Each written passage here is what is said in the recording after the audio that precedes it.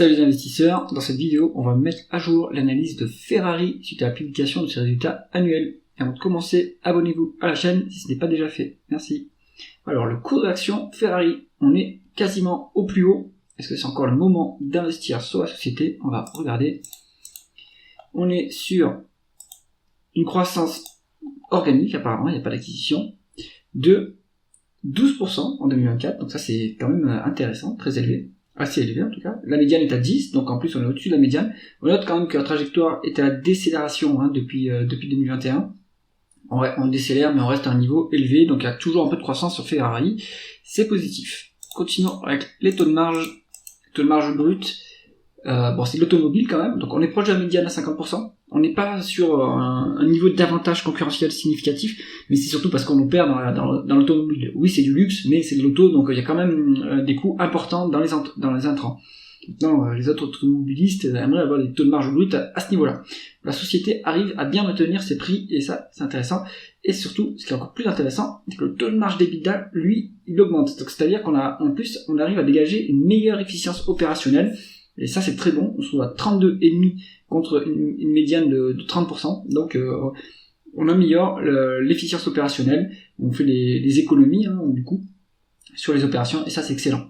Taux de marge net, en plus, suit bien cette évolution du taux de marge d'EBITDA. Donc, on maintient l'efficience financière et fiscale. Donc, ça, c'est super. On est à 23% contre une médiane de 18,5. Donc, Ferrari, il fallait s'y attendre. Les marges montrent que c'est un business de qualité. Toujours. On continue avec la conversion des bénéfices nets en free cash flow. Donc on a à peu près une équivalence, on a un peu moins d'un milliard de décalage. Donc ça va venir du BFR. On est sur un BFR de 37 millions d'amélioration, donc pas grand chose là-dessus à signaler. Les capex qui restent toujours élevés par rapport aux dépréciations et amortissements, donc on continue en plus à investir dans l'appareil productif, ça c'est très bon. Et on doit avoir des other non-cash items, 2 milliards 700 millions, qui, il faut regarder de quoi ils sont constitués dans les tableaux de trésorerie de l'entreprise. Donc, pour valoriser Ferrari, utilisons plutôt les free cash flow, pour être conservateur, mais bon, ça c'est s'il n'y a pas de dette, mais bon, c'est à peu près équivalent.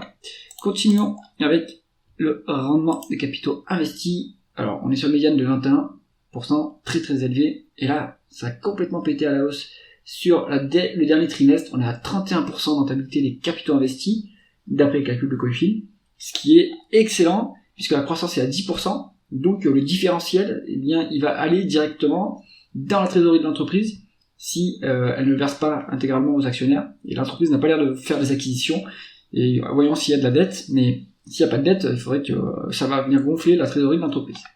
Regarde ça tout de suite, l'endettement de Ferrari, on a un peu de dette, 1,6 milliard, c'est moins d'une fois les l'EBITDA, donc pas de problème, on va pouvoir la rembourser assez rapidement, légèrement plus qu'une fois les free cash flow, donc c'est pas trop un sujet la dette, avec la rentabilité exceptionnelle qu'on dégage, à mon avis, cette dette, elle va diminuer, à moins qu'on priorise autre chose dans la politique d'allocation du capital, c'est ce qu'on regarde maintenant.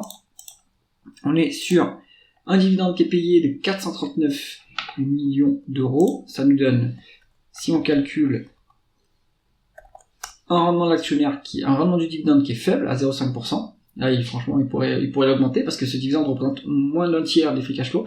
Mais, attention, le groupe fait des rachats d'actions. Donc, c'est aussi une façon de rendre du cash aux actionnaires, ce qui est plutôt bon.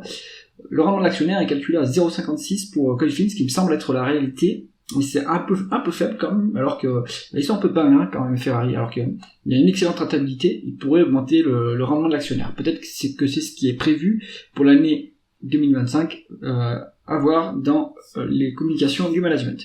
Donc pour l'instant l'actionnaire il n'a pas de rendement intéressant.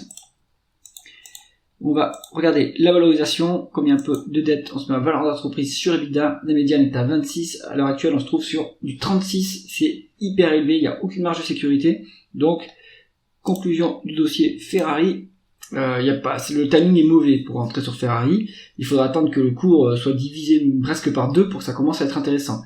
Si on rentre à ce niveau de cours, il va falloir rester collé 15 à 20 ans pour pouvoir bien rentabiliser son cours d'achat qui, à mon avis, est trop élevé à l'heure actuelle. Donc Ferrari, vaut mieux rester à l'écart pour l'instant. C'est tout pour cette analyse. Si vous avez aimé la vidéo, mettez un pouce vers le haut et pensez à vous abonner à la chaîne. À bientôt.